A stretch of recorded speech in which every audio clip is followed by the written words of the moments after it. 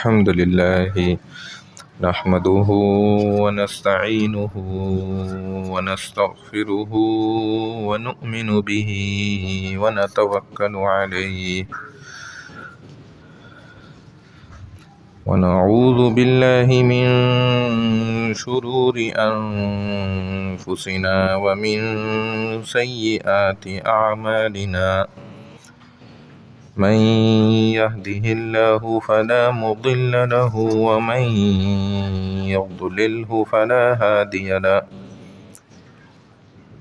ونشهد أن لا إله إلا الله وحده لا شريك له ونشهد أن سيدنا ومولانا محمدا عبده ورسوله قال الله سبحانه وتعالى أعوذ بالله من الشيطان الرجيم بسم الله الرحمن الرحيم نزل به الروح الأمين على قلبك لتكون من المنذرين وقال تعالى في مقام آخر والنجم إذا هوى ما ضل صاحبكم وما غوى وما ينطق عن الهوى إن هو إلا وحي يوحى علمه شديد القوى ذو مرة فاستوى وهو بالأفق الأعلى ثم دنا فتدلى فكان قاب قوسين أو أدنى صدق اللہ العظیم۔ میرے محترم برادران اسلام، الحمدللہ اب تک سیرت پاک صلی اللہ علیہ وسلم کے 12 تقریباً اقساط جو ہیں وہ مکمل ہو چکی۔ سیرت النبی صلی اللہ علیہ وسلم کے متعلق جو باتیں کی گئیں ان کو چند نکات کے اندر میں دوبارہ دہرا دیتا ہوں، جو باتیں اب تک ہم مکمل کر چکے۔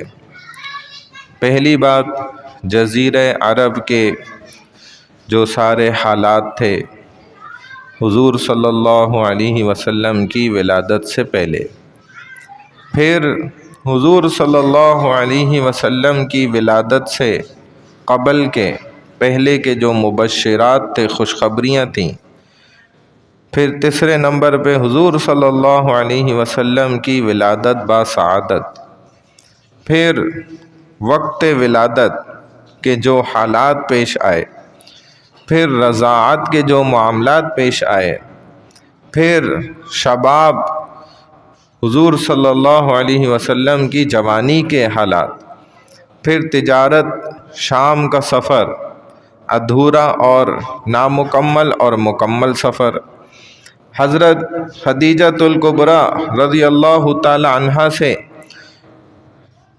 سفر سے واپسی پر نکاح کا ہونا، اس کے بعد تجدید کعبہ یعنی بناء کعبہ کی تعمیر اثر نو کے اندر شرکت کرنا، پھر رؤیا صادقہ جو سچے خوابوں کا آنا، پھر وہ وقت جو رحمت کا تھا کہ رمضان کا مہینہ چل رہا تھا اور حضور صلی اللہ علیہ وسلم جبل نور پہاڑ، وہ پہاڑ جو اللہ تعالیٰ نے دنیا میں سب سے پہلے رکھا، اس میں وحی کا آنا غار حرا کے اندر، جبرائیل علیہ السلام کا انسانی شکل و صورت میں پہلی دفعہ ظاہر ہو کر اور 5 آیات سورہ علق کی سنانا، پھر ان وحی کے آثار کا ذکر حضرت خدیجۃ الکبریٰ رضی اللہ تعالی عنہا کے سامنے کرنا، یہاں تک کی بات ہماری مکمل ہو گئی الحمدللہ۔ اب ہم آگے بڑھیں گے۔ جب وحی کی بات آتی ہے تو دیکھا جاتا ہے کہ نبی کی نبوت کا اظہار ہی تب ہوتا ہے جب ان پر وحی نازل ہو جائے۔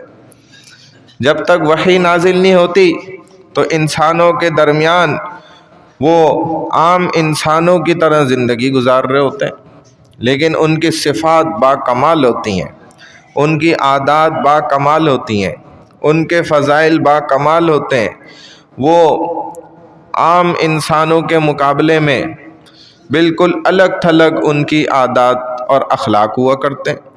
ایسے ہی رسول اللہ صلی اللہ علیہ وسلم کا بھی معاملہ رہا کہ آپ تمام انسانوں میں امین اور صادق کہلائے۔ جب وقت بعثت ہو گیا تو وحی آ گئی، اور وحی کیا ہوتی ہے؟ ایسا کلام مخفی جو بہت ہی رازداری اور مخفی انداز کے ساتھ کسی تک اس بات کو پہنچایا جائے، اس کو وحی کہا جاتا ہے۔ اور وحی اللہ سبحانہ وتعالی کی طرف سے براہ راست اپنے پیغمبر کے دل پر اس کا القاء کر دیا جاتا ہے۔ ایک انداز یہ ہوتا ہے۔ دوسرا انداز یہ ہوتا ہے کہ فرشتے کو بھیجا جاتا ہے اور نبی کے دل میں وہ آ کر القاء کر دیتا ہے، ڈال دیتا ہے فرشتہ اپنی اصلی حالت میں آ کے۔ تیسری صورت یہ ہوتی ہے کہ فرشتہ انسان کی حالت میں، انسان کے روپ میں آ جاتا ہے اور باقاعدہ پڑھ کے سناتا ہے سامنے، جیسا کہ رسول اللہ صلی اللہ علیہ وسلم کے ساتھ پہلی وحی کے انداز میں ایسا معاملہ پیش آیا۔ یہ تیسری صورت تھی، اور سب سے آسان ترین صورت وحی کے پہنچانے کی یہی ہوا کرتی ہے۔ حضرت جبرائیل علیہ السلام تشریف لائے، رسول صلی اللہ علیہ وسلم نے پہلی دفعہ ان کو دیکھا، ان کے آنے کا طریقہ کار کیا تھا، جانے کا طریقہ کیا تھا، یہ ہم بیان کر چکے ہیں تفصیل کے ساتھ۔ پھر ایک بار، پہلی بار تو اس طرح سے آئے تھے کہ انسانی شکل میں ہیں، اصلی اپنی حالت میں نہیں آئے۔ 5 آیات سنائی آپ کو، گلے لگایا اور بھینچا ہلکا سا، اور اس سے کیا ہوا؟ نوری مخلوق نے بشری مخلوق کے دل کے اندر اثرات پیدا کر دیے۔ یہ اللہ کی طرف سے حکم تھا۔ سورہ علق کی آیات تلاوت فرمائی، یا ہو سکتا ہے وہ جو ریشمی رومال تھا جس پہ لکھا ہوا تھا، یہ آپ کو پوری میں تفصیل بتا چکا، وہ سامنے رکھ دیا، اس پہ آیات لکھی تھیں اور فرمایا کہ بھائی اقرا۔ آپ نے فرمایا ما انا بقارئ، کہ میں تو پڑھا لکھا نہیں ہوں، کیسے پڑھوں؟ ورنہ اگر زبانی سنا رہے ہوتے، کہتے اقرا بسم ربک الذی خلق، تو حضور صلی اللہ علیہ وسلم بھی سن کر، چونکہ عربی دان تھے، وہ بھی جبرائیل بھی عربی زبان میں ہی پڑھا رہے تھے، تو جس زبان کا انسان ہوا کرتا ہے اسی زبان میں اگلا کچھ الفاظ کہہ دے تو اس کے لیے پڑھنا مشکل تھوڑی ہوتا ہے، پڑھنا آسان ہوتا ہے۔ حتیٰ کہ غیر زبان کے الفاظ کوئی سامنے کہہ رہا ہو تو اس کو سن کے بھی کچھ کہہ لیتا ہے انسان کہ اچھا یوں کہنا ہے، تو میں کہہ دیتا ہوں، کوشش کرتا ہوں۔ اب ایک صحابی ہیں زید رضی اللہ تعالیٰ عنہ، جن کو ابو بکر صدیق رضی اللہ تعالیٰ عنہ نے قرآن جمع کرنے کا حکم دیا تھا، ان کے ذمے یہ کام لگایا۔ فرماتے ہیں کہ حضور صلی اللہ علیہ وسلم کے ساتھ میں بیٹھا تھا، وحی کے آنے کی جو سختیاں ہوا کرتی ہیں نا، اور قرآن نے بھی اس کو واضح کیا کہ اگر پہاڑوں پر اس کو اتار دیتے تو یہ ریزہ ریزہ ہو جاتا۔ انسان کے دل نے اس کی سختی کو، بوجھ کو برداشت کر لیا۔ فرماتے حضور علیہ السلام اونٹنی پہ بیٹھے ہوتے تھے، وحی آنے لگ جاتی تھی تو اونٹنی کھڑی نہیں رہ پاتی تھی، بیٹھ جاتی تھی۔ اور حضرت زید رضی اللہ تعالیٰ عنہ فرماتے ہیں حضور علیہ السلام نے اپنی میری فخذ ران پر جو ہے نا ایسے رکھا ہوا تھا سر، اور وحی کا نزول ہونے لگا، قریب تھا کہ میری ٹانگ ٹوٹ جاتی، اس قدر اس وحی کے زور کا اثر تھا۔ تو یہ شرف بھی آپ دیکھیں نا کہ حضرت جبرائیل علیہ السلام کو اصلی حالت میں دکھانے کا، یہ رسول خدا صلی اللہ علیہ وسلم کو یہ صرف 2 دفعہ حاصل ہوا۔ کسی نبی پیغمبر کو اللہ نے جبرائیل کا اصل روپ نہیں دکھایا۔ حالانکہ آپ کہہ سکتے ہیں بھائی آدم علیہ السلام تو پہلے نبی تھے، ان کے بعد 1,24,000 کم و بیش حضور صلی اللہ علیہ وسلم سے پہلے پیغمبر گزرے، ان کو اللہ دکھا دیتا، کیونکہ ہر نبی نے بعد میں آنے والے نے پچھلے نبی کی تصدیق کی ہے، تو ان کی باتوں کی وہ تصدیق کرتے چلے جاتے۔ لیکن اللہ سبحانہ و تعالیٰ نے حضرت جبرائیل علیہ السلام کو ہی 2 دفعہ اصلی حالت میں حضور صلی اللہ علیہ وسلم کو دکھا دیا جبرائیل کی اصلی حالت۔ اور یہ دکھانا بھی، حالانکہ آپ علیہ السلام تو خاتم النبیین ہیں، عیسیٰ علیہ السلام جب گئے اس کے 500 سال بعد رسول اللہ صلی اللہ علیہ وسلم کی آمد ہے، اتنا عرصہ۔ پھر خود عیسیٰ علیہ السلام اٹھا لیے گئے، دوبارہ امتی بن کر آئیں گے، اور تب تک کیا ہو چکا ہوگا؟ قیامت کا وقت بہت قریب ہو چکا ہوگا۔ تو گویا ہزاروں سال کا وقفہ آ گیا۔ تو اعدائے اسلام جو اسلام کے خلاف اور مخالفین تھے، یہودی اور نصرانی، ان کے پاس تو سب سے بڑا یہ ہتھیار تھا کہ وہ کہہ سکتے تھے کہ وحی جبرائیل آپ کے پاس لے کر آئے، بھائی یہ تو آپ نے اکیلے بات خبر دی نا، ہمیں بات بتائی، تو ہو سکتا ہے آپ جھوٹ بول رہے ہو کہ وہ جبرائیل نہ ہو، کوئی اور ہو، کوئی جن شن ہو یا کوئی اور ہو۔ تو اس کی بھی وضاحت دیکھیں آگے آ رہی ہے۔ اور دوسری بات اس میں سند کی بھی ہے کہ اللہ نے سند بالکل مضبوط کڑی بیان کر دی کہ اللہ دیکھو وحی کو بھیجنے والے، جبرائیل لانے والے، اور حضور صلی اللہ علیہ وسلم پہ پیش کرنے والے، یہ 3 ہیں۔ ایسی زبردست کڑی، جیسے ہماری سند بھی علماء کی، احادیث کی اجازت کی، قرآن کی اجازت کی، وہ ہمارے اساتذہ سے ہوتے ہوتے امام بخاری رحمہ اللہ تک پہنچتی ہے، پھر وہاں سے رسول اللہ صلی اللہ علیہ وسلم تک پہنچ جاتی ہے۔ تو یہ اتصال اللہ نے قائم کرنا تھا، جبرائیل کو اصلی حالت میں دکھایا، بھائی پتہ تو چلے میرے استاد کون ہے، میں نے ان کو دیکھا ہوگا تو پڑھا ہوگا نا، تو اصلی حالت دکھائے کہ دیکھیں یہ جبرائیل، ان کی اصلی صورت شکل آپ غور سے دیکھ لیں۔ ایک دفعہ انسان دیکھ کے کبھی ہو جاتا ہے کہ بھائی صحیح نہیں میں دیکھ پایا، صحیح سے پہچان نہیں پایا، دوبارہ دکھایا، 2 دفعہ کے بعد انسان پھر کوئی شک کی بات نہیں رہتی۔ اسی کو تو قرآن نے بھی فرمایا نا کہ وَالنَّجْمِ إِذَا هَوَى مَا ضَلَّ صَاحِبُكُمْ وَمَا غَوَى وَمَا يَنْطِقُ عَنِ الْهَوَى إِنْ هُوَ إِلَّا وَحْيٌ يُوحَى عَلَّمَهُ شَدِيدُ الْقُوَى ذُو مِرَّةٍ فَاسْتَوَى وَهُوَ بِالْأُفُقِ الْأَعْلَى ثُمَّ دَنَا فَتَدَلَّى فَكَانَ قَابَ قَوْسَيْنِ أَوْ أَدْنَى۔ دیکھیں اللہ کیا فرما رہے کہ جو فرشتہ نازل ہوا وہ بڑی قوت والا، طاقت والا ہے، تم اس کی قوت کا اندازہ ہی نہیں لگا سکتے، جس نے لوط علیہ السلام کی پوری قوم کو ایک پر پہ اٹھا کے آسمان تک لے کر چلا گیا، یہ اس کی طاقت کا اندازہ آپ کر ہی نہیں سکتے کتنا طاقتور ہے۔ ابھی تو اس کے 599 پر خالی ہیں، باقی ہیں۔ آپ علیہ السلام نے فرمایا 600 پر ہیں جبرائیل۔ اور جبرائیل سے پوچھا کہ کیا جبرائیل جب تم آئے پہلی دفعہ تو سارا افق تمہارے نور سے بھر گیا تھا، تو یہ کیا بات تھی؟ فرمایا یا رسول اللہ اس وقت تو میرے صرف 2 پر کھلے ہوئے تھے، میں 2 پروں سے اڑ رہا تھا بس، تو سارا افق جو آسمان اور زمین کے بیچ میں آپ نے دیکھا نور سارا بھر گیا۔ ابھی تو میرے تو 600 پر ہیں، باقی پر تو بند تھے۔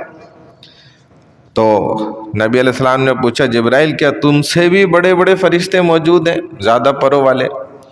تو جبرائیل نے فرمایا یا رسول اللہ بالکل ایسی بات ہے، اللہ کے بعض فرشتے ایسے ہیں کہ جن کے 5,000 پر ہیں، اور میں ایک پر کھولتا ہوں سارا مشرق چھپ جائے، دوسرا پر کھول لوں سارا مغرب چھپ جائے، یعنی کہ میرے 2 پر کے نیچے تو کائنات چھپ جاتی ہے، اللہ نے ایسا بنایا۔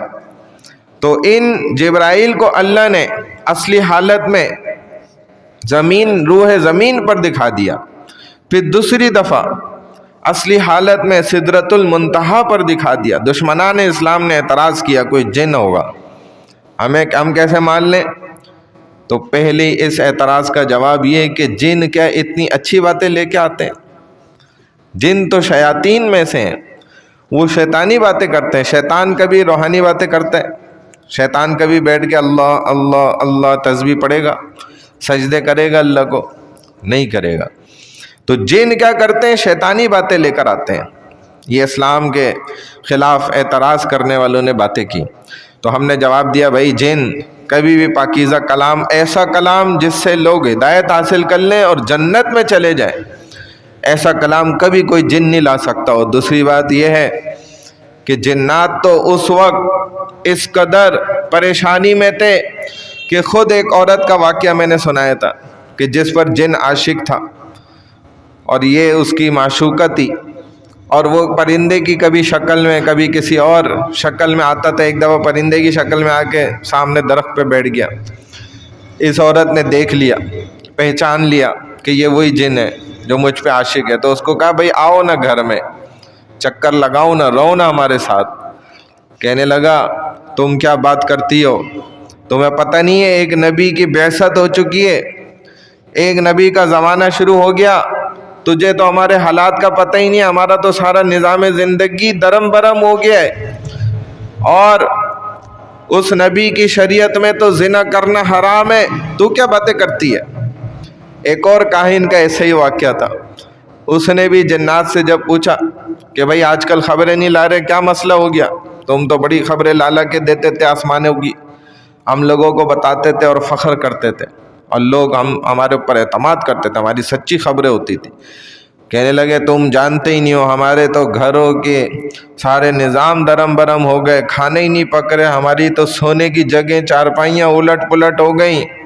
ایک نبی آ رہا ہے، اب ہم آسمان پہ جانے کی، اپنے خلابوں میں پہنچنے کی، اسٹیشنوں پہ جا کے ان فرشتوں کی باتوں کو چکنے کی اگر کوشش بھی کرتے ہیں تو ہمیں میزائل مارے جاتے ہیں، شہاب ثاقب تارے کھینچ کے ہمیں جلا دیتے ہیں، بھاگتے ہم تو جان بچاتے ہیں وہاں سے. تو جنات کا تو نظام زندگی سارا اس وقت درم برم ہوا ہوا تھا.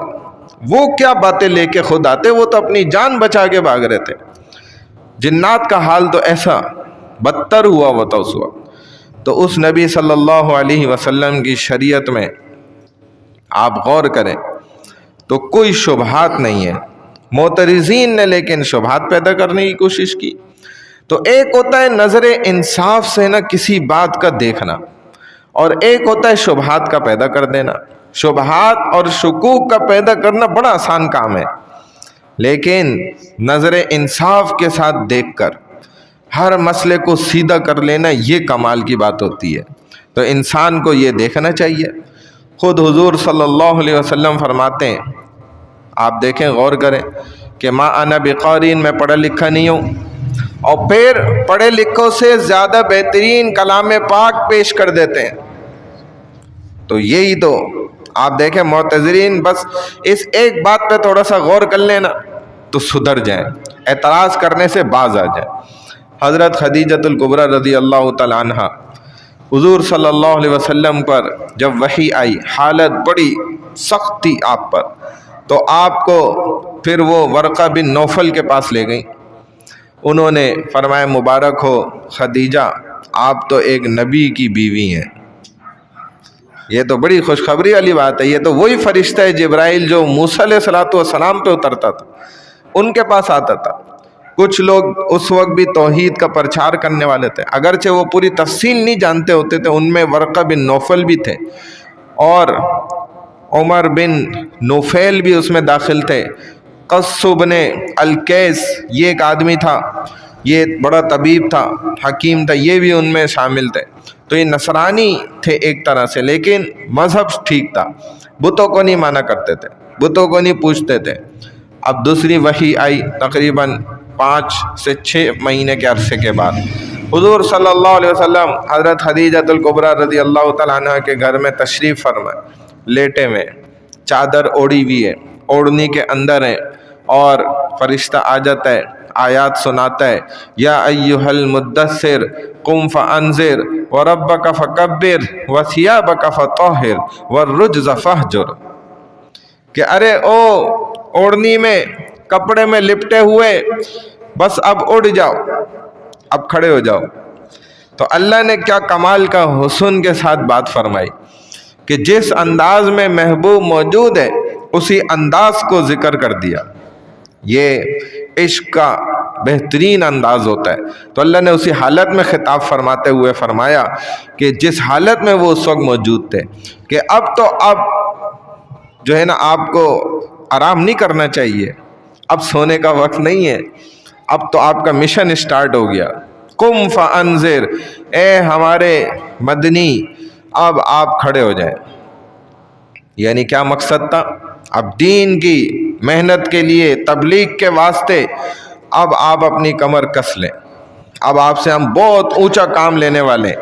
فانذر، اب آپ ڈرانا شروع کر دیں، اور آپ کا کام شروع ہو گیا کہ آپ کے اوپر اب سب حکم آپ کے رب کا چلے گا، تو اپنے رب کا حکم اپنے اوپر نافذ کر لینا۔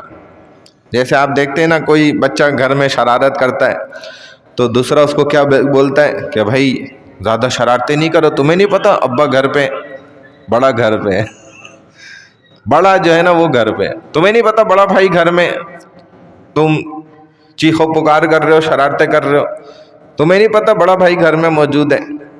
تو مطلب یہ ہوتا ہے کہ شرارتیں نہیں کرو کیونکہ بڑا گھر میں موجود ہے۔ تو ایسے ہی تو نبیوں کا کام بھی ہے نا، کیا تمہیں نہیں پتہ اللہ موجود ہے ہر جگہ؟ تو بھائی غلط کام نہیں کرو، گناہ نہیں کرو، اللہ ناراض ہو جائے گا۔ غیروں کے احکامات نہیں مانو، مسلمان ہو تو اللہ کی مان کے چلو، بھلے زندگی رہے نہ رہے اس سے کیا ہوتا ہے، لیکن ماننی کس کی ہے؟ اللہ کی مان کے چلنا ہے، غیروں کی مان کے نہیں چلنا۔ اگر ہم مسلمان ہیں تو پھر تو حضور صلی اللہ علیہ وسلم نے نا یہاں سے دعوت کا آغاز کر دیا۔ سب سے پہلے حضرت خدیجۃ الکبریٰ رضی اللہ تعالیٰ عنہ، جو ظاہر گھر میں پہلی خاتون ہے، ایمان اسلام قبول کیا۔ اسی لیے ہمارے علماء فرماتے ہیں نا کہ لوگ باتیں کرتے ہیں کہ عورت کو اسلام نے کیا مقام دیا، اسلام نے عورت کے لیے کیا خدمت کی، اور خواتین کے حقوق اسلام نے غصب کر لیے، عورتوں کو کوئی حق ہی نہیں دیا۔ تو ان کی خدمت میں پیش ہے یہ بات کہ تھوڑا سا نا عقل کی کھڑکیاں کھول لیں اور اس منظر کو غور سے دیکھ لیں کہ ادھر کیا ہو رہا ہے۔ جو جدیدیت کے ٹھیکیدار اپنے آپ کو سمجھتے ہیں نا کہ ہم جدیدیت کے ٹھیکیدار ہیں، ہم عورت کو حق دلائیں گے، تو ان بیوقوفوں کو یہ چیز ہی دیکھ لینا۔ اگر سیرت کی اس ایک پوائنٹ کو صرف دیکھ لیں، نقطے کو، کہ اللہ کیا کر رہے ہیں یہاں پر، سب سے پہلے دیکھیں گویا حضور صلی اللہ علیہ وسلم کی نبوت کی گواہی دینے والی ایک خاتون ہے، خاتون جنت حضرت خدیجۃ الکبریٰ رضی اللہ تعالیٰ عنہ۔ یہ نبی صلی اللہ علیہ وسلم کی نبوت کی پہلی گواہ عورت بنی ہے، یہ گواہی دے رہی ہے، اور آپ کی دعوت دیتے ہی آپ نے اسلام قبول کر لیا۔ اتنی بڑی عزت اللہ نے عورت کو حوالے کر دی، اور یہ کیا باتیں کرتے ہیں۔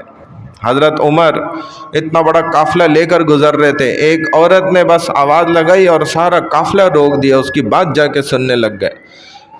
قد سمع اللہ قول التی تجادلک فی زوجہا وتشتکی الی اللہ، یہ وہ خاتون ہے۔ 28واں پارہ شروع یہیں سے ہو رہا ہے۔ جس نے نبی سے سوال کیا تھا، حضور علیہ السلام نے ان کو وہ مسئلہ اس وقت نیا تھا تو جواب نہیں دیا، پھر اللہ نے قرآن اتار دیا اس عورت کے حق میں کہ اس کا مسئلہ یہ ہے، آپ ان کو یہ جواب سنائیں۔ تو عمر بھی واہ واہ کرتے تھے کہ یہ وہ خاتون ہے جس کے لیے آسمان سے قرآن اتر گیا، میں اس کے لیے قافلہ کیوں نہ روکوں، سارا قافلہ رکوا کے کھڑا کر دیا کہ اس خاتون کا جو بھی کام ہے وہ پہلے کریں گے، پھر آگے چلیں گے، بڑھیں گے۔ تو آپ کہتے ہیں اسلام نے عورت کو حق نہیں دیا، یہ کیا بات کرتے ہیں، یہ غلط بات کرتے ہیں۔ جو بھی کہتے ہیں نا، یہ بات درست نہیں ہے۔ عورت کے حقوق تو اسلام نے سب سے پہلے متعارف کرائے، انٹروڈیوس کرائے۔ وراثت کا آپ دیکھ لیں معاملہ، کسی مذہب نے بات نہیں کی، بلکہ یہ تمام مذاہب تو زمانے جاہلیت میں آپ غور کر لیں عورت کے مخالف تھے۔ عورت کو تو خود ایک مال تصور کرتے تھے کہ یہ تو خود ایک مال چیز ہے، اس کو کیا چیز دیں دنیا کی، یہ اس قابل نہیں ہے، یہ تھا ان کا نظریہ۔ حضور علیہ السلام نے آ کر فرمایا کہ نہیں، عورت کا بھی حق ہے، اس کا بھی وراثت میں حصہ ہے. حظ الانثیین مثل حظ الانثیین، جو مرد کا حصہ ہوگا اس کا آدھا عورت کا ہوگا. یہ حقوق دلائے. پھر صحابہ میں یہ لڑائیاں، پہلے تو یہ لڑائی ہوتی تھی، بچی ہوئی اس کو کڈے میں پھینکو، جلدی مٹی ڈالو اوپر سے، زندہ درگور کرو جلدی فوراً پیدا ہوتے ہی.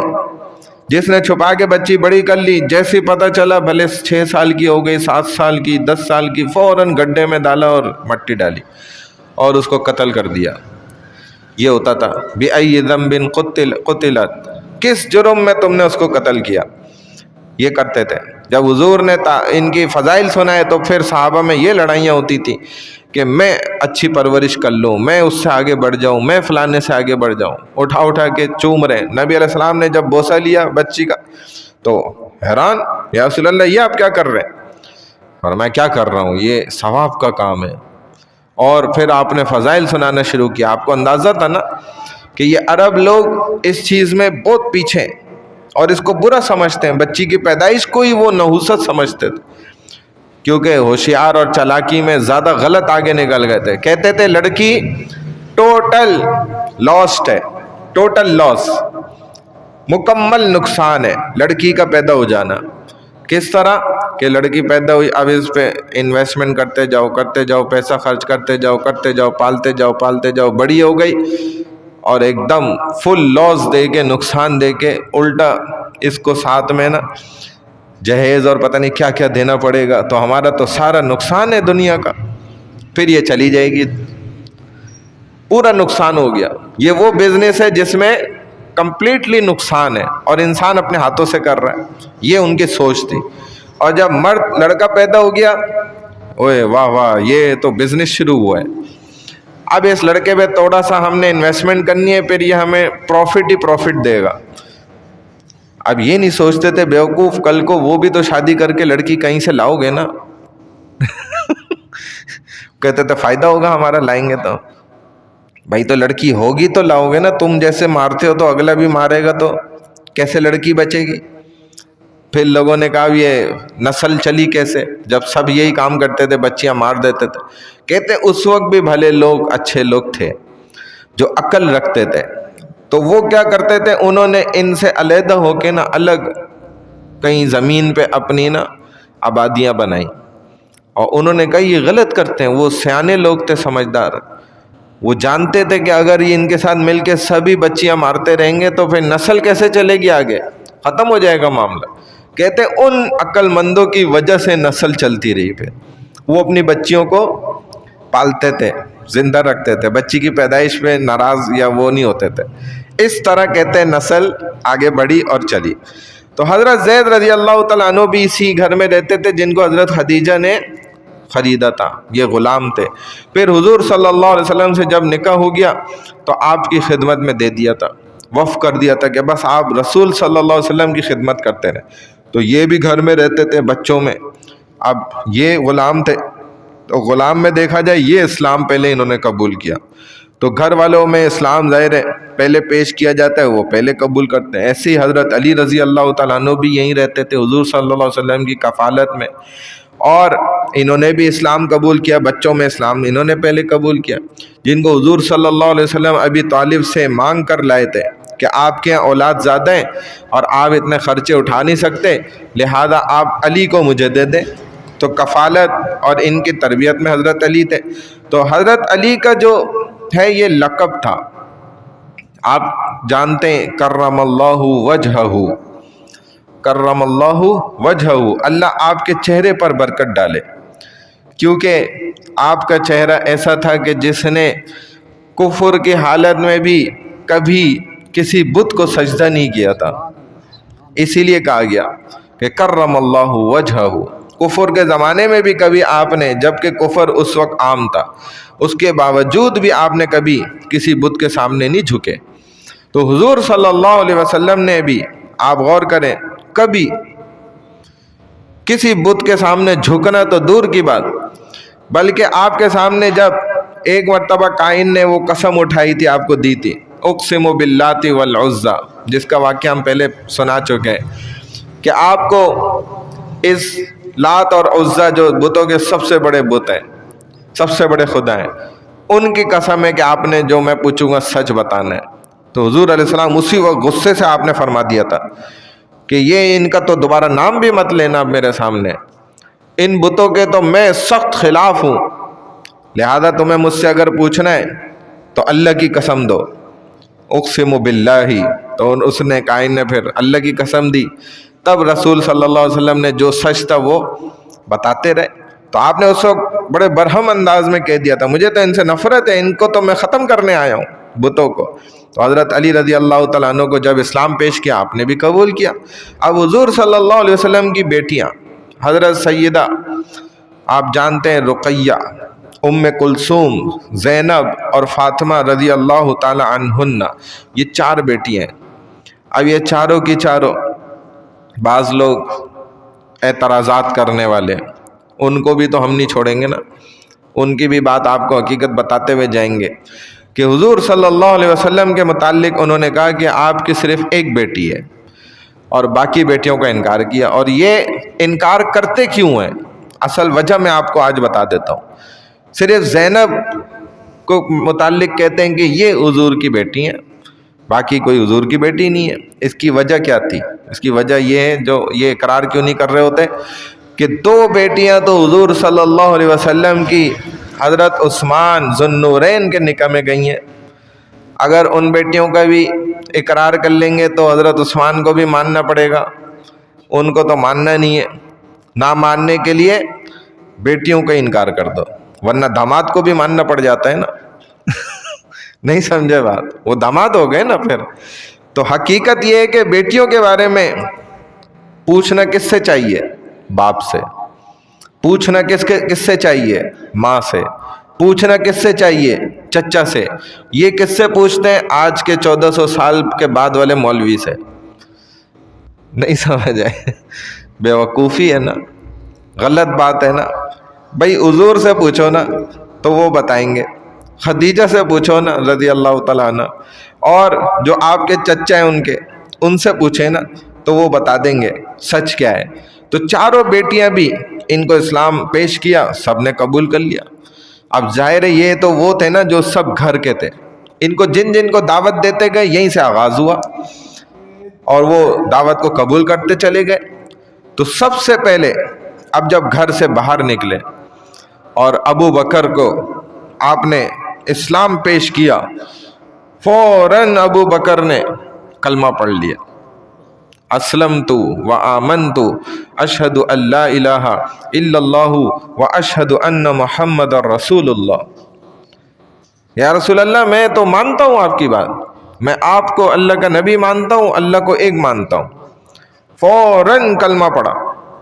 حضور صلی اللہ علیہ وسلم نے بڑی عجیب بات فرمائی، فرمایا کہ پوری دنیا میں ایک ہی انسان ہے کہ جس کو جب میں نے اسلام کی دعوت دی تو اس نے مجھ سے کوئی سوال ہی نہیں کیا، پوچھا ہی کچھ نہیں کہ یا رسول اللہ آپ پہ وحی کب آئی، فرشتہ کون آیا تھا، کدھر آیا تھا، کب آیا تھا، آپ کہاں تھے، کس طرح آپ یہ بات کہہ رہے ہیں، کچھ بھی نہیں پوچھا اس نے۔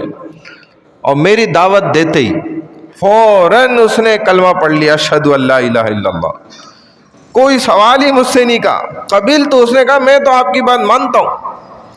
یہ تھے ابو بکر۔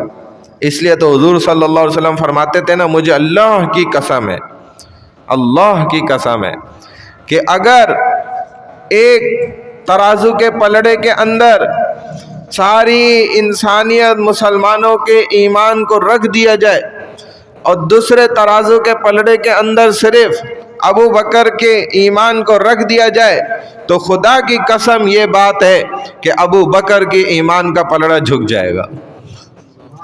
یہ ابو بکر کا ایمان تھا، اندازہ کریں، ساری انسانیت کا ایمان ایک طرف پلڑے میں۔ عمر ایسے تھوڑی ابو بکر کو کہا کرتے تھے کہ ابو بکر آپ مجھ سے آگے نکل گئے، میں آپ سے آگے نہیں نکل سکا، ساری کوشش کر لی زندگی بھر، لیکن ابو بکر سے یہ ان کی آپس کی ایسی لڑائیاں تھی نا زبردست کہ دین میں آگے نکلنا ہے، یہ تو کمال کی لڑائی ہے نا، لیکن فرمایا خود تسلیم کیا کہ میں آپ سے آگے نہیں نکل سکتا۔ کاش اے ابو بکر آپ مجھے اپنی وہ ایک رات دے دیں جو غار ثور میں آپ نے رسول اللہ صلی اللہ علیہ وسلم کے ساتھ گزاری تھی۔ تو وہ جانتے تھے کہ اس رات نے ان کو ہم سے بہت آگے نکال دیا۔ ایسے ہی فرمایا خدا کی قسم اس دنیا میں انبیاء علیہ السلام کے بعد کسی افضل شخصیت نے قدم نہیں رکھا لیکن ابو بکر کے سوا۔ اس بات کا مطلب کیا تھا کہ اللہ کے نبیوں کے بعد جو اس دھرتی پر کائنات پر سب سے افضل ترین انسان ہے تو وہ ابو بکر ہے۔ وہ ابو بکر کے علاوہ کوئی ہو ہی نہیں سکتا۔ اب عورتوں میں بھی بڑی افضلیت والی خواتین گزری ہیں۔ حضرت خدیجۃ الکبریٰ رضی اللہ تعالیٰ عنہ کو دیکھیں۔ اگر غلاموں میں اولیت دیکھی جائے سب سے پہلے ایمان کون لایا تو حضرت زید لائے۔ بچوں میں دیکھیں تو حضرت علی لائے۔ باشعور سمجھداروں میں آزاد انسان میں دیکھیں، گھر سے باہر دیکھیں تو وہ ابو بکر رضی اللہ تعالیٰ عنہ ایمان لائے۔ تبھی تو علماء فرماتے ہیں نا کہ سب سے پہلے اسلام قبول کرنے والے ابو بکر ہیں۔ اس لیے وہ کہتے ہیں کہ دوسرے جو اسلام قبول جنہوں نے کیا وہ کوئی خاتون ہے، کوئی چھوٹا بچہ ہے، کوئی غلام ہے، کوئی فلاں ہے، لیکن ابو بکر وہ ہیں کہ جو ایک عام انسان گھر کے باہر کے اور سمجھدار، جو آزاد تھے، نہ غلام تھے نہ عمر میں چھوٹے بچے تھے، سمجھدار تھے۔ تو سب سے پہلے اسلام قبول کرنے والے اس طور پہ علماء ہمیشہ فرماتے ہیں کہ ابو بکر ہے۔ سیدنا ابو بکر صدیق رضی اللہ تعالیٰ عنہ بھی ان میں سے ہیں جنہوں نے اسلام سے پہلے بھی کبھی کسی بت کے سامنے سجدہ نہیں کیا، کبھی کسی بت کے سامنے وہ جھکے نہیں۔ اور ان کے جو والد ہیں ابو قحافہ ان کا نام ہے، انہوں نے بڑی کوشش کی کہ وہ چونکہ بتوں کو سجدہ کرتے تھے اور بڑے جو ہے معتقد تھے بتوں کے، ابو بکر رضی اللہ تعالیٰ عنہ کو بڑی زبردستی کرتے تھے، لیکن ابو بکر قابو میں ہی نہیں آتے تھے۔ کہتے میں بہانہ بنا کے نکل جاتا تھا ہمیشہ۔ بڑا میرے ابا نے، کیونکہ باپ تھے والد تھے، تو والد کبھی نہیں کبھی وہ ان سے جو ہے نا بدتمیزی کری، نہ کہیں اڑی کری، بلکہ وہ سمجھتے تھے میرا والد ہے، اس کی عزت اپنی جگہ ہے، لیکن بہانہ کر کر کے نکل جاتے تھے۔ کہتے تھے ایک دفعہ میرے والد نے نا بڑا سختی سے مجھے پکڑ لیا کہ آج میں تجھے نہیں جانے دوں گا، آج تو میں تجھے پکڑ کے نا ساتھ لے کے جاؤں گا۔ کہتے اب میں اس دن بڑا پھنس گیا، بڑا وہ ضد کر دی انہوں نے، اس دن پکڑ کے مجھے نا ابو بکر کو اپنے عبادت خانے میں کہتے ہیں مجھے لے کے پہنچ گئے، چھوڑ ہی نہیں رہے۔ تو اب صدیق اکبر فرماتے ہیں کہ پھر میرے دل میں نا کچھ بہانہ آ ہی نہیں رہا، ایک دم اللہ نے میرے دل میں بات ڈالی۔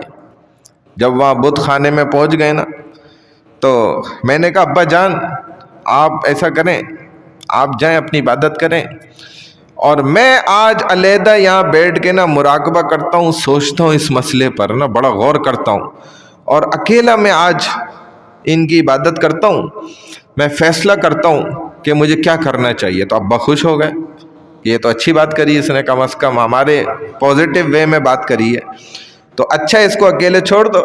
کہتے ہیں بس وہ ابا نے ہاتھ چھوڑا، وہ آگے گئے، میں غور سے دیکھتا رہا، پھر میں نے دروازہ بند کیا، جب دیکھ لیا کنفرم ہو گیا کہ ابا دور نکل گئے اور میں اکیلا رہ گیا ہوں ادھر۔ تو کہتے ہیں ابا چلے گئے، مجھے اطمینان ہو گیا، دور چلے گئے۔ تو کہتے ہیں میں آیا، میں نے اس بت سے کہا، جو اندر کمرے میں بت تھا نا، میں نے اس کو کہا بھائی مجھے پیاس لگی ہے، بڑی دور سے آیا ہوں، پانی پلاؤ۔ اب وہ ہکا بکا کھڑا ہوا ہے، ویسے ہی ہل جل بھی نہیں رہا۔ تھوڑی دیر گزری، میں نے کہا بھائی پانی نہیں پلا سکتے، روٹی کھلا دو، بھوک بھی لگ رہی ہے۔ اب وہ ویسے ہی سن کھڑا ہوا ہے، بت ہلی جل ہی نہیں رہا۔ پھر میں نے کہا کہ اچھا یہ بات ہے، حالانکہ تو میرے ابا کا اتنا معتقد ہے، میرے ابا تیرے اتنے معتقد ہیں، تجھے اتنا مانتے ہیں، تو مجھے ایک پانی اور روٹی نہیں کھلا سکتا؟ کہتے میں باہر گیا، بڑا پتھر اٹھا کے لے کر آیا اور اندر آ کے میں نے دروازہ بند کیا، اور میں نے کہا دیکھ اب میں تجھ سے آخری بار یہ بات کہہ رہا ہوں، چونکہ میرے باپ کا تو خدا ہے تو تجھے اتنا تو کرنا چاہیے تھا کہ میں مہمان ہوں، ادھر پہلی دفعہ آیا ہوں، مجھے پانی پوچھتا، پلاتا، میں خود بول رہا ہوں کھانا کھلاتا، تو اگر تم یہ کام نہیں کرتے میں تمہیں توڑوں گا، اب میں تمہیں پتھر ماروں گا۔ تو کہتے ہیں کہ میں اس کو کہہ رہا ہوں کچھ کر ہی نہیں رہا۔ اب میں نے کہا دیکھ تو نے مجھے کھانا نہیں کھلایا، روٹی نہیں کھلائی، نہ پانی پلایا ہے، اب میں تجھے توڑنے لگا ہوں، کم از کم تو اپنے آپ کو اب بچا تو صحیح۔ کہتے ہیں وہ ہل نہیں رہا تھا، میں نے اس کو پتھر مارے رکھ کے، بڑا پتھر میں لے کے آیا تھا، میں نے اس کو توڑ تاڑ کے رکھ دیا، اور جب وہ مکمل طور پہ ٹوٹ گیا تو میں حیران تھا کہ یہ کیسا بت تھا کہ جو نہ مجھے پانی پلا سکا، نہ کھانا کھلا سکا، نہ یہ اپنے آپ کو خود بچا سکا، اپنی حفاظت بھی نہیں کر سکا۔ تو کہتے ہیں میں تو وہاں سے چلا گیا۔ پھر بعد میں میرے ابو قحافہ جب گھر آئے، انہوں نے دیکھا نا وہ بت وہاں ٹوٹا ہوا ہے، تو گھر آئے، اب غصے میں برم ہے، اور آ کے نا ابو قحافہ نے ابو بکر کی والدہ سے نا بڑے غصے میں کہا کہ بھائی آج تو اس کی خیر نہیں ہے ابو بکر کی، یہ جو ہے نا وہاں پہ نا بت توڑ کے آ گیا، تمہیں پتہ ہی نہیں اس نے کیا کیا حرکتیں کی ہیں وہاں پہ۔ تو فرمایا کہ ان کی والدہ نے کہ آپ جو ہے نا جلد بازی نہ کریں، میں آپ کو ایک بات بتا دیتی ہوں، آپ بچے کو مارنے میں جلد بازی نہ دکھائیں، میں آپ کو ایک بات بتاتی ہوں، ذرا غور سے سن لیں، اس کے بعد پھر آپ نے جو کرنا ہے نہ کریں۔ فرمایا کہ جب ابو بکر یہ بچہ میرے پیٹ میں تھا نا، اور میں گھر سے باہر جنگل جاتی تھی لکڑیاں وغیرہ لینے، اس طرح جنگل سے گزرتی تھی تو مجھے آواز آتی تھی ایک، میں آپ کو آج بتا رہی ہوں کہ یا امۃ اللہ بالتحقیق ابشری بالولد العتیق، اور لقبہ فی السماء صدیق وہو للنبی صاحب و رفیق۔ یہ مجھے الفاظ سنائی دیتے تھے، وہاں آواز آتی تھی کہ اے اللہ کی بندی تمہیں مبارک ہو، تمہارے پیٹ میں ایک ایسا بچہ ہے کہ جو کون ہے؟ صدیق ہے، آسمان والے نے اس کا نام کیا رکھ دیا؟ لقب صدیق رکھ دیا ہے۔ اور صدیق کس کو کہتے ہیں؟ جو سچوں کا سچا ہوتا ہے، تو وہ ایسے لقب پانے والے ہیں، اور صدیق ہیں جس کا آسمانوں میں لقب صدیق طے ہو جائے، اور جو زمین میں ایک نبی پیدا ہوں گے یہ ان کا رفیق ہوگا، ساتھی ہوگا۔ تو فرمایا ان ابی شأن ابی قحافہ، میرا بیٹا یہ بڑی شان والا ہے، کوئی تمہیں اندازہ ہی نہیں ہے، اس کو مت مارنا، یہ میری تمہیں ریکویسٹ ہے۔ تو جو کچھ اس نے کیا نا بھول جاؤ، چھوڑو اس بات کو۔ تو کہا چلو ٹھیک ہے۔ والد تھے، جب انہوں نے یہ بات پہلی بار سنی تو ان کا دل بھی نرم ہو گیا، حالانکہ ان کے خدا کو توڑ چکے تھے۔ تو کہا اچھا یہ بات ہے تو میں کچھ نہیں کرتا پھر۔ اب حضور صلی اللہ علیہ وسلم نے فرمایا کہ اللہ نے مجھے نا بڑا، دیکھیں نا کیسے ساتھی دیے، اللہ نے حضور صلی اللہ علیہ وسلم کو بھی چنا، خود رسول اللہ صلی اللہ علیہ وسلم کے جو ساتھی ایک ایک کو اللہ نے چنا ہے۔ یہ ایک ایک کا چناؤ اللہ کی طرف سے خاص الخاص انداز میں ہوا، جیسے خود سرکار دو عالم صلی اللہ علیہ وسلم کی والدہ آمنہ بھی اسی طرح کے الفاظ سنا کرتی تھی، جب وہ گزرتی تھی تو ان کو بھی ابشری ابشری یا آمنہ کے کلمات سنائے جاتے تھے کہ آپ کو تو بڑی مبارک ہو، آپ کے پاس تو پیٹ میں جو ہے یہ تو بہت اعلیٰ انسان محمد ہیں، یہ تو کہ آپ کو تو اس بات کی مبارک ہو۔ جہاں سے گزرتی تھی، پہاڑوں سے گزرتی، پہاڑ سلام کرتے، خود رسول اللہ صلی اللہ علیہ وسلم فرماتے ہیں کہ جب میں پہاڑوں کے پاس سے گزرتا تھا تو مجھے یہ پہاڑ سلام کیا کرتے تھے۔ ایک پتھر، وہ تو آج بھی آپ مکہ کی گلیوں میں چلے جائیں اور ان سے پوچھ لیں کہ حجر والی گلی کون سی ہے، لوگ آپ کو پہنچا دیں گے، ادھر وہ پتھر موجود ہے جس کے متعلق خود رسول اللہ صلی اللہ علیہ وسلم نے فرمایا تھا کہ جب میں گزرتا اس پتھر کے پاس سے یہ مجھے سلام کرتا، یا سلام علیکہ یا نبی پتھر سلام کرتا تھا آپ کو۔ تو صدیق کا ایمان ہمارے اسلام ایمان والا تھوڑی تھا، کیسا زبردست ساری انسانیت کا، یعنی کہ آپ مسلمانوں کا ایمان جوڑ لیں، اور ایک صدیق کا ایمان جو ہے اس پر بھاری ہے کہ جی چھوڑو جی اپنا اسلام کی فکر کرو. ہم تو یہ نعرے لگا رہے ہوتے ہیں، جی چھوڑو اس کو، دفع کرو یار، جو کر رہے کرنے دو. ہمارے یہاں یہ نعرے ہوتے ہیں، اور ہمیں تربیت بھی یہی دی جاتی ہے، ہمیں سکھایا بھی یہی جاتا ہے کہ اپنے ساتھی کی کیا فکر کرنی، بھائی وہ خود نہیں سدھرنا چاہتا. لیکن اگر صدیق کا بھی یہی ایمان ہوتا نعوذ باللہ، تو آج ہم تک اسلام اس حالت میں نہیں پہنچ پاتا. پھر یہ تو ان کے ایمان اور محنت کی وجہ سے ہم تک یہ اسلام اس صحیح معنی کے اندر پہنچ گیا. ہم تو ورنہ یہی کہتے ہیں، یہ تو دیکھا جائے کافروں کی باتیں ہیں کہ ان کا یہ فلسفہ ہے کہ جی چھوڑو اپنا نماز روزہ حج زکوٰۃ کی فکر کرو، دوسرے کو چھوڑو. یہ ہمارے یہاں بھی بڑے بڑے سمجھدار لوگ یہ باتیں کرتے ہیں. تو ہر انسان کی بھلائی کی فکر کرنا، تأمرون بالمعروف وتنہون عن المنکر، یہ کیا ہے؟ تم خود بھی نیکی کرو، دوسروں کو بھی نیکی کا حکم کرو، خود بھی برائی سے بچو، دوسروں کو بھی برائی سے روکنے کی کوشش میں فکر میں لگ جاؤ. یہی تو تأمرون بالمعروف ہی ہے. اور اگر یہ نہیں ہے تو ورنہ تم پھر مسلمان نہیں بن سکتے. ہم پھر مسلمان نہیں بن سکتے. یہ مسلمان کا پہلا فریضہ ہے. مسلمان ہونے کے لیے سیدنا ابو بکر صدیق رضی اللہ تعالیٰ عنہ حضرت عثمان رضی اللہ تعالیٰ عنہ کی طرف پھر چلے، خود چل کر گئے. حضرت عثمان کو جا کے دعوت دی. حضرت عثمان نے ان کی دعوت اسلام پیش ہوتے ہی فوراً اسلام قبول کر لیا.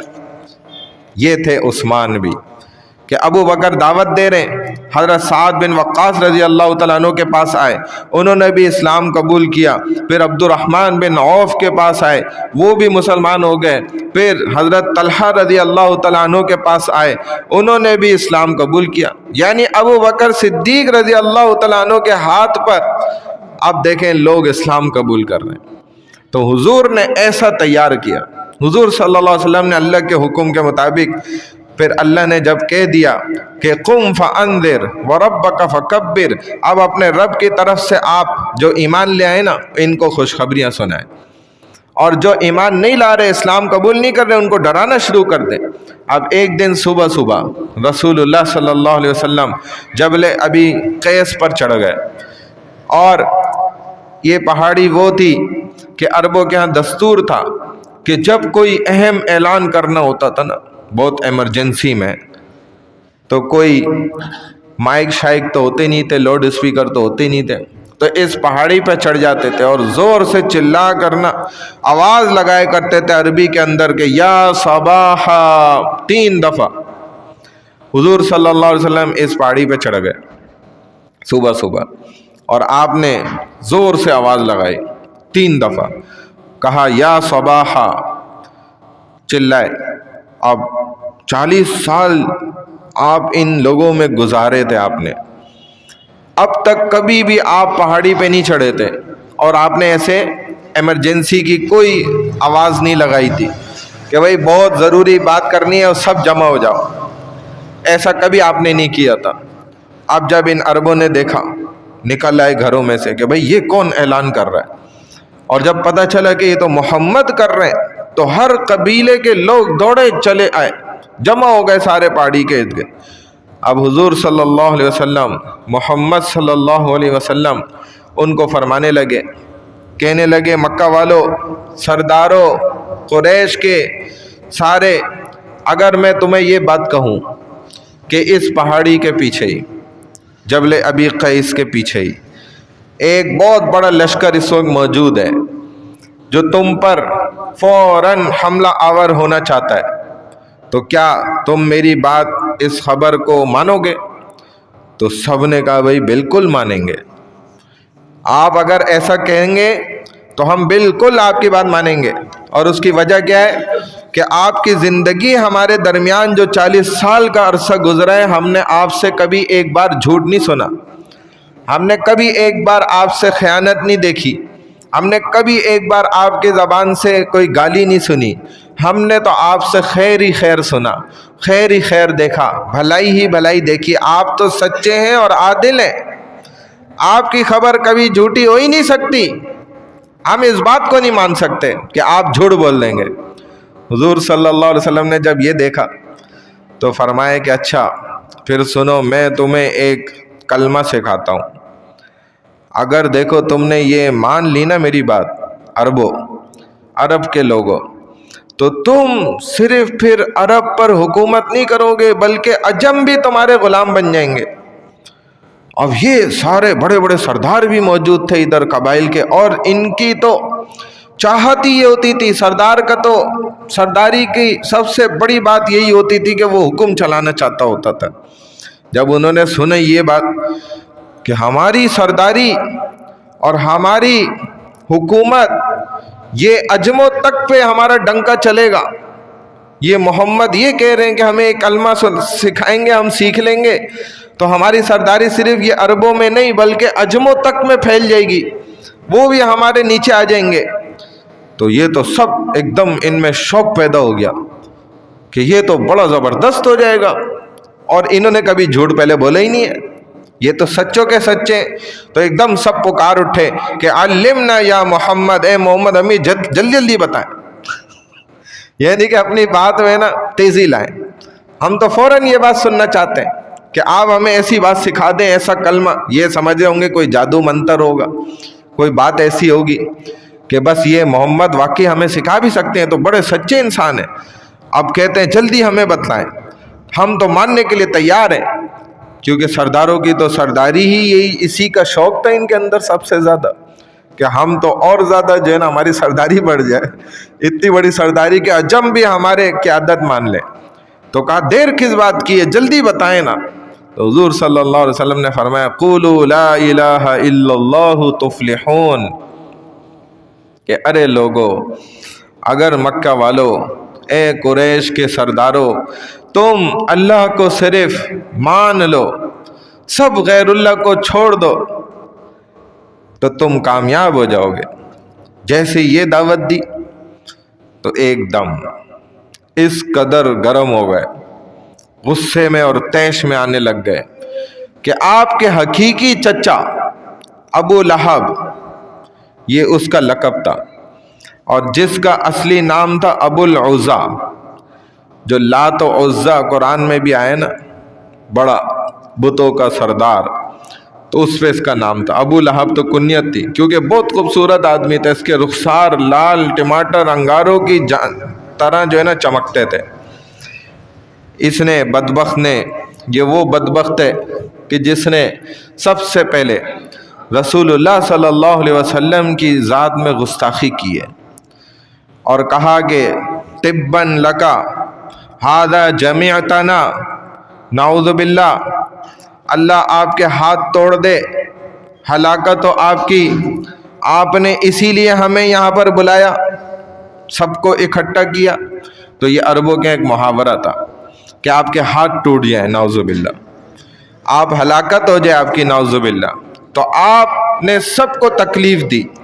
پھر لوگوں سے کہا بھئی چلو چلو ان کی بات نہیں سنو، یہ ایسے ہی باتیں کر رہے ہیں، تو سب لوگ جانے لگ گئے، چلے گئے۔ تبھی اللہ پاک نے نا اپنے حبیب مدنی آقا صلی اللہ علیہ وسلم، ہمارے آقا نبی کریم صلی اللہ علیہ وسلم کی شان کے لیے پھر یہ الفاظ، جو اس کی اہانت تھی کی تھی اس نے، اس کا بدلہ لینے کے لیے اللہ نے قیامت تک اس پر دیکھیں لعنت ڈلوا دی، اور قرآن میں اللہ نے خود فرمایا تبت یدا ابی لہب وتب ما اغنى عنه ماله وما كسب سيصلى نارا ذات لہب وامرأته حمالة الحطب، اس کی بیوی بھی اس کے اندر شامل تھی، کہتے پیسے والا تھا لیکن پھر بھی دیکھیں پتہ چل رہا ہے حمالة الحطب، خود لکڑیاں کاٹ کے جنگل سے اٹھا کے لاتے تھے، اتنا بھی خرچہ کسی خادم کو دینے کو تیار نہیں تھے، ایسے لالچی، پیسہ بہت تھا جب کے، تو ایسا اللہ نے قیامت تک اس کو دیکھیں اس پر لعنت کروا دی۔ ہر کوئی قیامت تک پڑھتا رہے گا اس سورت کو اور ابو لہب پہ لعنت ہوتی رہے گی، ہلاک ہو جائے ابو لہب۔ پھر اب اس سے دوسرے کافروں نے بھی ان کو ہمت ہو گئی، حضور صلی اللہ علیہ وسلم کے مقابلے پہ آنے کی کوششیں کرنے لگ گئے۔ کبھی سنتے روز بروز کہ فلانے حضرت عثمان ایمان لے آئے، حضرت زید ایمان لے آئے، کبھی حضرت طلحہ ایمان لے آئے، مسلمان ہو گئے، روز بروز ان کی دعوت تیز ہوتی جا رہی ہے۔ تو اب مقابلہ کرنا شروع کر دیا حضور کا کہ ہم مقابلہ کریں گے۔ پھر سب سے بڑا دشمن جو ابو جہل تھا، جہل کس کو کہتے ہیں؟ جہالت کو، یعنی کہ جہالتوں کا سردار اور بڑا باپ، جہالت کا والد، جو اپنے آپ کو ابی الحکم کہلاتا تھا کہ میں حکم کا باپ ہوں، یعنی کہ حکم تو میرا چلے گا۔ اس کا اصل نام عمر بن حشام تھا، ابی الحکم اس کی کنیت رکھی ہوئی تھی اس نے، فیصلے کرنے کا باپ، لیکن اصل میں دیکھا جائے یہ ملعون ابو جہل تھا، جہالت کا باپ، جہالت کا سردار گویا۔ تو ایک دن نا حضور صلی اللہ علیہ وسلم طواف فرما رہے تھے اور ایک طرف قریش والے کناروں میں نا بیٹھے ہوئے تھے۔ تو یہ جب حضور صلی اللہ علیہ وسلم طواف کرتے کرتے تھوڑا سا اس جانب سے گزرتے تھے تو اب یہ حضور صلی اللہ علیہ وسلم کے قریب سے گزرتے ہی نا اپنی زبانیں چلاتے، غلط باتیں حضور صلی اللہ علیہ وسلم کو کہنا شروع کر دیتے تھے، لیکن حضور صلی اللہ علیہ وسلم نے کبھی ان کی بات کا نا مخالفت میں جواب نہیں دیا، نہ ان کو برا بھلا کہا، نہ کسی کو کوئی گالی دی، کیونکہ آپ رحمت للعالمین تھے، اللہ نے آپ کو اسی طرح بنا کے بھیجا تھا۔ آپ نے خود بھی فرمایا کہ اللہ نے مجھے لعن و طعن کرنے کے لیے بنا کے نہیں بھیجا کہ میں سب کو لعنتیں دیتا پھروں، میں سب کو برا بھلا کہتا رہوں، کیونکہ مجھے اللہ نے رحمت للعالمین بنا کر بھیجا ہے، میں تو برداشت کروں گا۔ جبکہ ابو جہل نے کیسی کیسی بدبختیاں کی ہیں، کیسی کیسی گستاخیاں کی ہیں اس نے، حضور صلی اللہ علیہ وسلم کا کیسے کیسے دل دکھایا۔ پھر ایک دم ابو جہل نے نا سامنے آ کر نا آپ کو دھمکی دینا شروع کر دی اور آپ کو برا بھلا کہا، گالیاں نکالی۔ ایک عورت یہ منظر دیکھ رہی تھی کہ یہ کیسے قریش کا سردار ہے ابو جہل، کیسا بدبخت انسان ہے کہ حضور کے سامنے آ کے کھڑے ہو کر ان کو جو ہے نا برا بھلا کہہ رہا ہے۔ جیسے ہمارے یہاں بھی کوئی بندہ نماز پڑھ رہا ہو، اس کو کوئی گالیاں دے رہا ہو، طواف کر رہا ہو، اس کو کوئی برا بھلا کہہ رہا ہو، تو ہم بھی بولیں گے یار یہ کیا حرکت کر رہے ہو، ایک آدمی نیک کام کر رہا ہے آپ اس کو برا بھلا کہہ رہے ہیں، گالیاں نکال رہے ہیں، آپ کیسے انسان ہیں؟ وہ تو جب کہ نبی ہیں اور نبوت کا اظہار کر چکے ہیں، تب ابو جہل یہ زیادتیاں کر رہا تھا۔ تو اس عورت نے نا اس سے برداشت نہیں ہوا، اس نے جا کر نا وہ فاطمۃ الزہرا رضی اللہ تعالیٰ عنہ سے کہا۔ تو یہ آئیں، یہ بھی عورت تھیں، انہوں نے بھی سوچا میں ایک اس مرد سے کیا بھیڑوں، میں بھی عورت ذات ہوں، تو انہوں نے جا کے ابو بکر صدیق رضی اللہ تعالیٰ عنہ کو خبر کر دی۔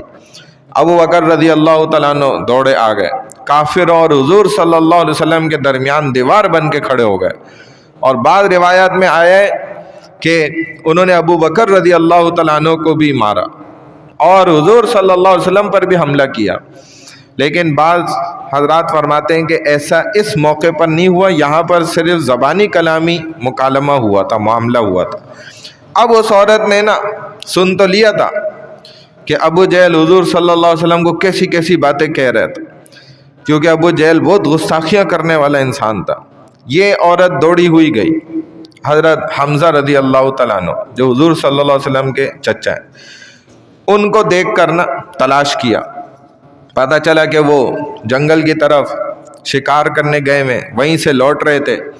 تو وہاں پہنچتے ہی اس نے کہا واویلا مچایا کہ تمہیں پتہ ہے حمزہ آج ابو جہل نے کیا حرکت کی ہے، کیا کیا اس نے نبی کو نعوذ باللہ گالیاں دی ہیں۔ تو حضرت حمزہ رضی اللہ تعالیٰ عنہ کو تو بہت زیادہ طیش آ گیا، خون کھولنے لگ گیا، کیونکہ ان کا اپنا خون تھا۔ جب اس عورت نے یہ بتایا سارا کچھ تو کہا کہ میں تو اس کو نہیں چھوڑوں گا ابو جہل کو آج۔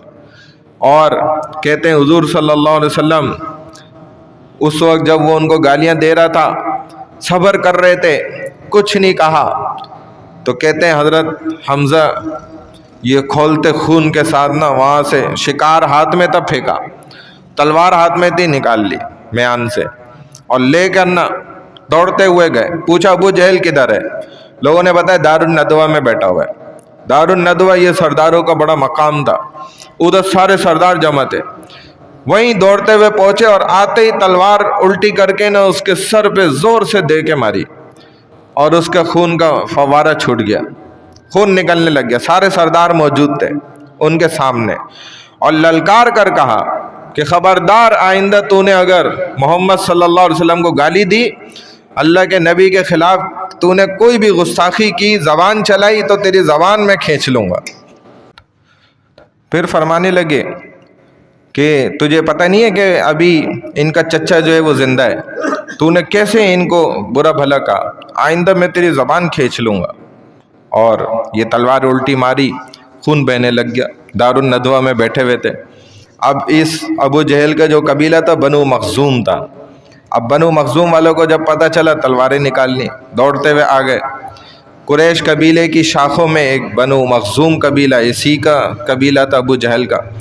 تو ابو جہل ویسے دنیاوی انسان سمجھدار تھا، عقل والا تھا۔ اس نے اپنے قبیلے والوں کو سمجھایا، روکا کہ بھائی کوئی ضرورت نہیں ہے حمزہ کو کوئی تکلیف دینے کی، کیونکہ غلطی میری ہے، میں نے ہی واقعی محمد کو برا بھلا کہا، میں نے زیادتی کی ہے، تو زیادتی کا بدلہ حمزہ نے خود لیا ہے، اور صحیح کیا، کیونکہ حمزہ بھی محمد کے چچا ہیں، ان کا خون ہے تو بدلہ لے سکتے ہیں، لہذا تمہیں کوئی ضرورت نہیں ہے کوئی جنگ اور فساد کرنے کی۔ ابھی ابو جو حضرت حمزہ تھے، انہوں نے حضور صلی اللہ علیہ وسلم کا معلوم کیا، بھائی وہ کدھر ہے، محمد کہاں ہے؟ پتہ چلا گھر پر ہے، گھر کی طرف گئے تیزی سے، اور جا کر جو ہے نا اسی انداز میں تشریف لے گئے، اور خوشی سے فرمانے لگے کہ محمد مبارک ہو، میں نے آپ کا بدلہ لے لیا۔ سرداروں کے بیچوں بیچ دارالندوہ جو گڑھ تھا ان کا، اس کے اندر جا کے میں نے اس کا خون نکال کے رکھ دیا سر پھاڑ کے۔ اب حضور صلی اللہ علیہ وسلم بالکل چپ۔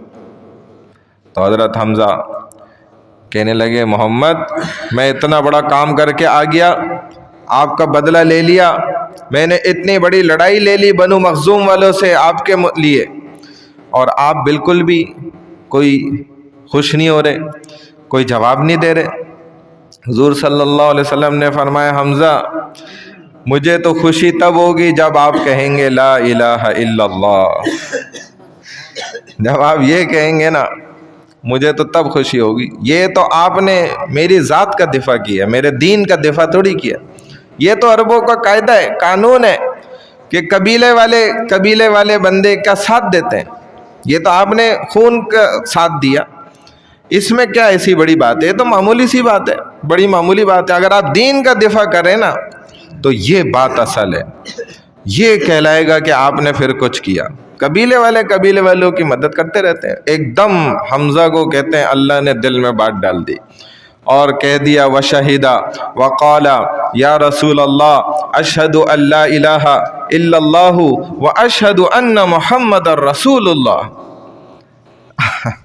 اب جب حضور صلی اللہ علیہ وسلم کی دیکھیں، ایسے حضور صلی اللہ علیہ وسلم کی محنت ہوتی تھی کہ ہر موقع پہ نا دائی کا ذہن میں دعوت اور دین کا کام ہر وقت رہنا چاہیے۔ آپ نے اپنی تکلیف کو نہیں ظاہر کیا، آپ نے بولا میری کیا تکلیف ہے، اصل تکلیف مجھے یہ ہے کہ تو کلمہ پڑھ لے اور کامیاب ہو جا۔ ایسے حضرت حمزہ نے کلمہ پڑھا تھا۔ بہرحال نماز کا وقت قریب ہے، اللہ تعالیٰ ہم سب کو رسول اللہ صلی اللہ علیہ وسلم کی سیرت پر مکمل طور پہ عمل کرنے کی توفیق عطا فرمائے۔ الحمدللہ رب العالمین والعاقبۃ للمتقین والصلاۃ والسلام علی سید الانبیاء والمرسلین نبینا محمد وعلی آلہ واصحابہ اجمعین۔ اللہم اہدنا فیمن ہدیت وعافنا فیمن عافیت وتولنا فیمن تولیت وبارک لنا فیما اعطیت۔ اللہم حبب الینا الاسلام، اللہم حبب الینا الایمان، اللہم حبب الینا القرآن وزینہ فی قلوبنا وکرہ الینا الکفر والفسوق والعصیان، اللہم اجعلنا من الراشدین۔